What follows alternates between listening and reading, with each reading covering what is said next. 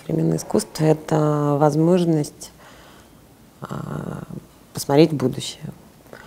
И для меня это такая реализация таких собственных каких-то фантазий, некая интерпретация будущей реальности. Когда я начала делать скульптуру 10 лет назад, то я могу сказать, что начинаешь задумываться о том месседже, который ты посылаешь в будущее. Если в графике и в живописи я рассматриваю такие некие актуальные вопросы, то скульптура, так она очень долго хранится, ты всегда думаешь, а как будут воспринимать то, что ты хочешь сказать через 100 лет. Это такие смс-ки в будущее. В этом, наверное, роль. При раскопках, когда будут раскапывать, будут, что это такое. Старое и новое искусство связывает... Хорошее современное искусство со старым искусством связывает профессионализм и знание золотого сечения, пропорций, законов композиции, в общем, там много всего. Наверное, когда я начала делать скульптуры, я увидела мрамор в Карраре и решила, что я буду делать скульптуру. И с тех пор этим очень увлечена и немножко забываю живопись. Но когда приезжаю в Москву, стараюсь писать кисточкой, а не резать пилой, дрелью.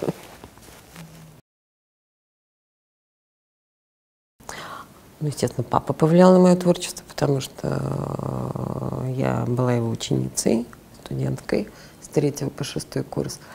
И, соответственно, та атмосфера, которая была дома, состоявшая из его живописи, и то обучение, которое прошло в институте, это, конечно, очень повлияло. Поэтому я очень благодарна папе за салаховский рисунок, который мне позволил легко заниматься скульптурой, потому что я знаю, что отрезать, как отрезать лишнее.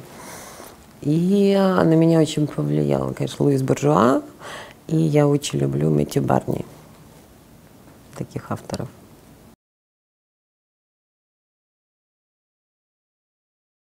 Ну, меня сюжеты вообще никогда не очень волнуют из реальной жизни. Меня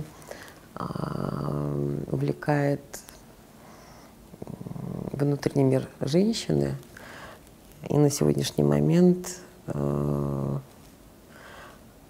пытаюсь понять, почему такой хаос происходит в головах у женщин.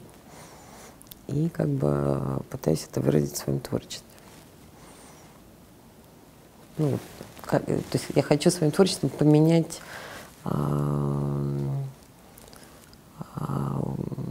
у женщины какой-то такой установочное представление о мире, и чтобы она повернулась к себе лицом и как-то стала развиваться в другом направлении.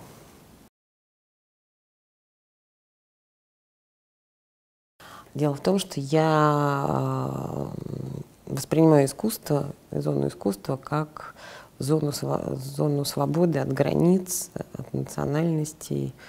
И для меня это всегда была зона абсолютной свободы. Почему-то, к сожалению, и художники на это идут,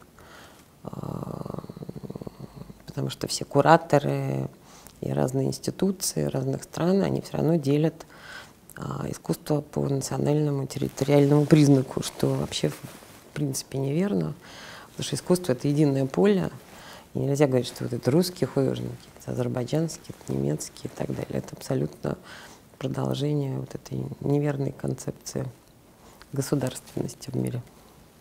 То есть меня часто берут на выставки, женские выставки. Я не очень понимаю, как произведение искусства может иметь принадлежность к полу. Или, кто я? Я родилась в Советском Союзе, в Москве. У меня намешано много-много национальностей. Я вообще кто? Русский художник, российский, московский, азербайджанский, узбекский или что. А сейчас я живу в Италии, я итальянский художник. Вот как это понять? То есть вот эти вот разделения по полу и национальному признаку, я считаю, что это грубейшая ошибка, которая происходит в мире. Поэтому русское искусство, оно в принципе неотделимо от российского искусства, от вот этого поля искусства, оно как бы единое. Я так всегда и рассматриваю. То есть мне вообще не важно, откуда художник, если мне нравится произведение.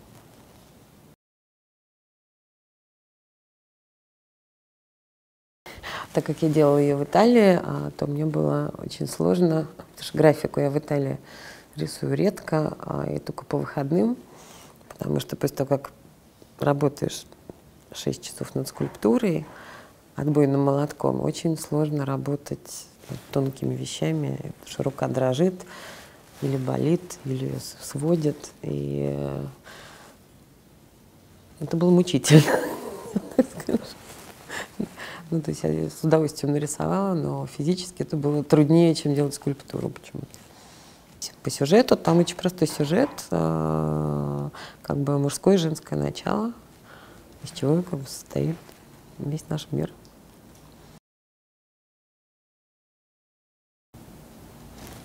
Это дом, ощущение тепла, ну, как бы и защищенности.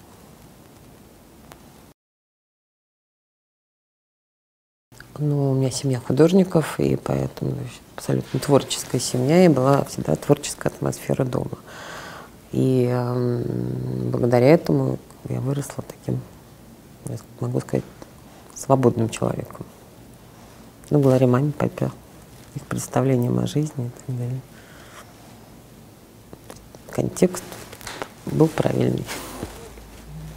Папа мой известный художник, Таир Салахов, и мама тоже была потрясающим художником, и всегда у нас пахло красками, везде была живопись, приходили художники, и всегда была такая атмосфера свободы, и мне всегда казалось, там, до 12 лет, я тоже с детства рисовала, что как бы во всех семьях, то есть я не понимала, что у них профессия художники, я думала, что во всех семьях всегда рисуют.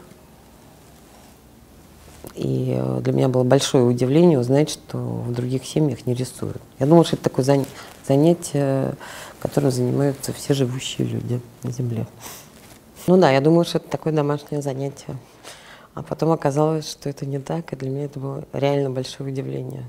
Как это так? А вы что, по вечерам или по утрам не рисуете? Это было очень странно. Я лично не люблю сообщества. И не люблю не объединяться ни в какие сообщества, мне кажется. Ну, такое, я люблю быть немножко аутсайдером. Мне кажется, все художники думают по-разному, и даже если они объединяются в одно сообщество, все равно это какая-то внутренняя ложь. Мне так кажется. Очень просто нравится, не нравится. И ну, просто надо, если вы стоите перед каким-то объектом или живописью современной, надо понять, нравится, не нравится. И проанализировать, почему не нравится и почему нравится. И как бы, когда вы начнете отвечать на эти вопросы, ну, месяцев там, через 6 вы начнете немножко разбираться в современном искусстве. Не, вообще любое произведение искусства, старое, новое, оно должно как бы срезонировать с вашим внутренним каким-то миром.